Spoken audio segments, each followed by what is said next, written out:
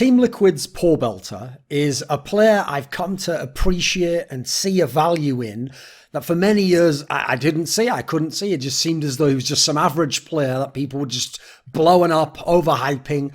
But let's consider who he is as a player. So he's a veteran, someone who from a very young age was competing in the NA League of Legends scene, played for numerous teams, eventually has played many splits in the LCS. But he was never really a star player or one of the biggest names in the LCS. When he talked about who do you want to see at an All-Stars tournament or who's the best carry in NA, his name wasn't going to be on your lips. He wasn't going to be someone you were bringing up. But he has quietly built himself something of a legendary career for a Western player.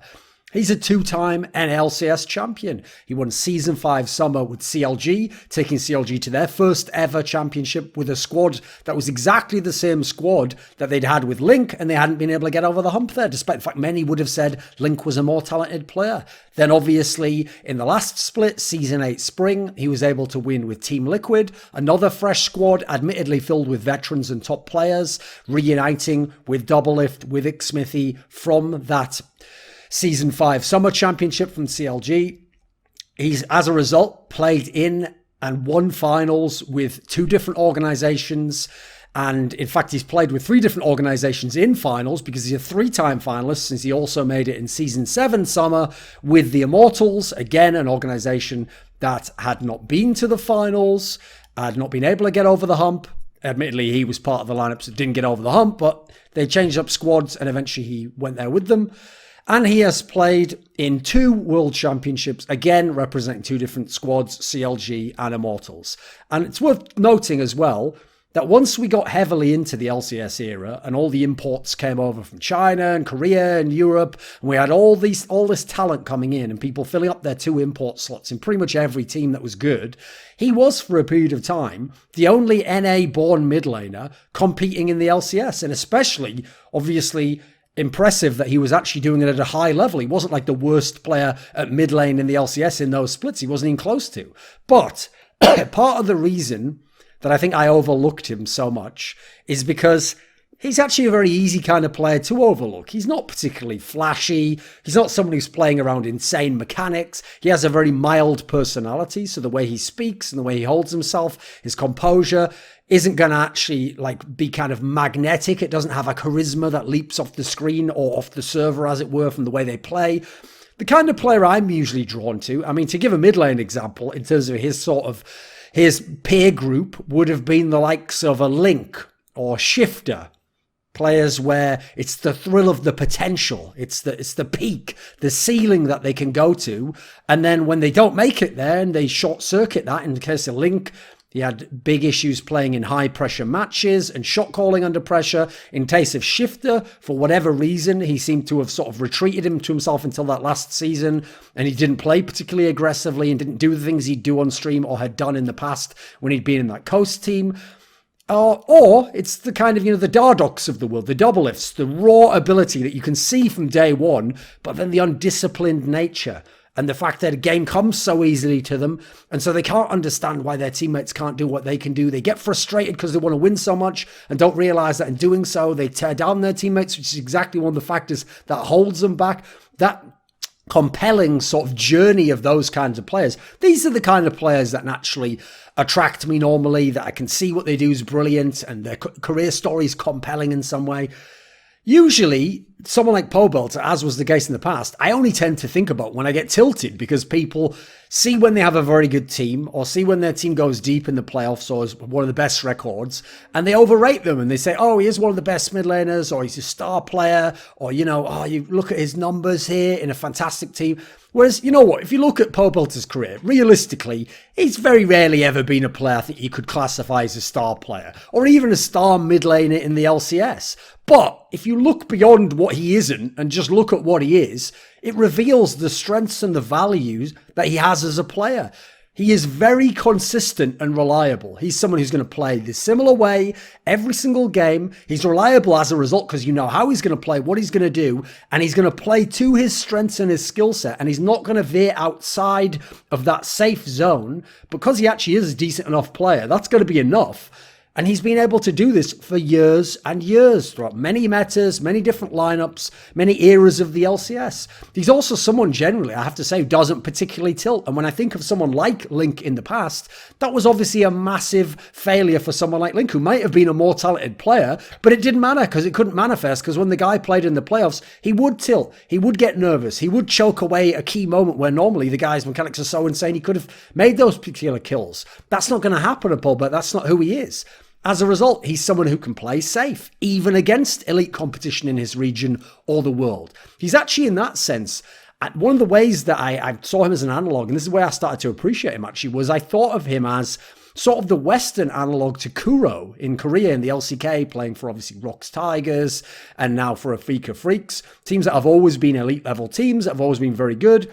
But one of the things about Kuro is, when he came into the LCK, OGN, he wasn't at all like a top talent. You didn't look at him and go, wow, this guy's going to be a star mid lane. He's going to be so good. In fact, at many times in his career, people would mock Kuro and would be like, he's not that good a mid laner, or, you know, the teams he's in, he's got so many good players on. But what you learned was, aside from when matching up against Faker, who was so incredible and had exactly the style to exploit Kuro, Kuro could always hold his own against everyone else. And Kuro knew his job wasn't to carry, and it wasn't to get tons of kills and to smash the lane. It was to do his job, to play safe, to play within his boundaries, to not need jungle attention all the time, to allow the rest of the map to carry. Something so few players, even in the modern day, especially in the West, seem to understand. And this is something that Pobelter seems to have gotten. He's also, by the way, always had a strong champion pool. Now, sure, you don't think of him as that assassin player who's making loads of crazy outplays. He's going to pick his mages. He's always going to have a whole bunch of them. He's always going to have a deep champion pool. He's going to be able to pay plenty of different picks depending on the comp or what you need in lane. He's going to be able to play safe with them. He's going to get his CS. He's going to get kills when they present themselves, but he's not going to overreach. He's not going to need the jungler in his lane all the time to create these opportunities.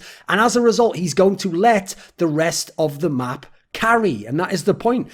First of all, personality-wise, he appears to be a very good teammate. Exactly the sort of person where if you're a big ego star player, that's exactly who you want as your running mate. Some guy who's just going to be quiet, he's going to be a good teammate, who's going to prepare, practice, be consistently good for years and years, reliable in how he plays, not demand too much resources or too much vocal attention so that you can get it all and you can carry the fucking game. It's exactly who you'd want if you're a double lift, if you're a Darshan, whoever you might be. He's someone who allows you in the game to carry with your top laner or with your AD carry or have an aggressive jungler because of how he can play and what he can bring to the game. Now, if you only look at him and judge him as like a star mid laner, as like Jensen, Bjergsen, then you're not going to see the value, because it's like the old Albert Einstein quote of like, if you judge a fish by its ability to climb a tree, you're going to think it's useless. But if you judge it by what a fish can do, it's obviously brilliant at that. In fact, some would say the best thing at being like a fish, right? So in that sense, if you look at what Pobelter is, there's a lot to appreciate there, correct? And a lot to respect as well. Then you got to look at the fact that, think about how well he has worked with Xmithie in all these different teams. CLG, Immortals, now Team Liquid. Xmithie was a player who had an entirely different set of strengths and jungle style when he was back playing with the Vulcans of the world. This is when he was based around mechanics and raw ganking, and he used to play with a mid laner in ManCloud where it was all about him feeding kills to ManCloud so ManCloud could take over the game and carry. Now, Xmithie was dead and buried before CLG pulled this guy out. And when he came to CLG, remember initially he was playing with Link. And at the time, Xmithie was considered a joke. That's when everyone remembers the infamous VOD review that Monty did where Xmithie threw the Soraka ult and mistimed it completely and missed entirely and everyone was laughing. And then the team obviously blew a bunch of chances in the regular split and then blew the playoffs. But you know what? When along came Pobelter, this very stable player, this great teammate, someone who, again, seems like he has great communication, synergizes well with his teammates. All of a sudden, you saw the best of Xmithie. Now Xmithie could be this map jungler who played around all his different player teammates and didn't have to be that kind of cliche, that relic of the past that wasn't really... He was kind of stuck between the two playing styles when he came to CLG at first with Link.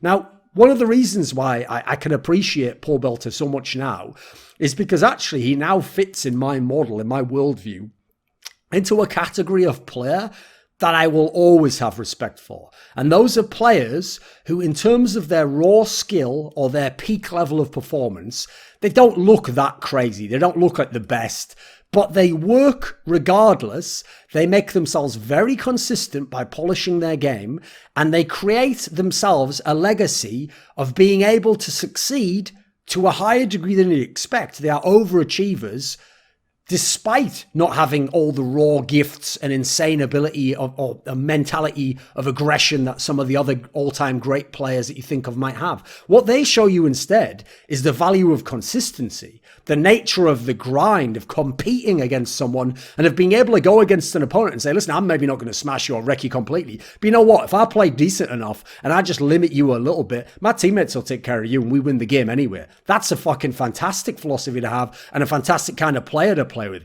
I would give the analogy in sports of the tennis player David Ferrer from Spain, because he's someone who, if you look at his raw talent, his ability to hit the ball, his speed and stuff, the guy doesn't have a whole lot. Like, this is a guy who never should have been making the final of a Grand Slam or top 4 in the world or making it to massive tournaments or having a chance to win Masters tournaments. But you know what? You look at his career, what an overachiever. What a player with insane heart, intelligence, strategy to learn how to win points, construct points, the will to win, to not see someone else who's compared to you as a veritable Goliath and go, oh, this is unfair. How can I compete against that? Or, you know, I'm just not meant to succeed. Life's so hard. No, you find a way to make yourself the best you can be to fulfill your potential. So you know what? In an era with so few NA-born players, forget mids, players who can compete internationally, in an era with so few players who have a consistent, reliable game, not just good in NA, but good generally, in an era with so few players who can be great teammates, but at the same time actually be good enough in the game to do their part as well. I think Pobelter is actually one of the hidden gems of the NALCS, and maybe he always was. Welcome to Thorns and Thoughts. Unfortunately, I don't have any content. The man already speaks his mind, but I ain't gonna stop you now. I assume you saw a pretty fucking good video. Alright? And you're already on the man's channel. So stay a little while longer. I see you're comfortable. And just check a few more out. This video was kindly supported by Dean Tanglis, Gardner Wilson, Andreas Snazore Westerlund, Alex Adams, Eddie Wingfors, Daniel Yordanov, Robert Baxter, Travis Greb, Kyla Harris, James Harding, Cesar, and special thanks go out to Matt Shakowski and Jerky's Minion in particular. Want teasers for my upcoming content? How about asking me a question for my monthly AMA? Do you want to take part in a discussion about esports with me? How about suggesting a topic or a guest for my content? Put your money where your mouth is and join the Scrilluminati today.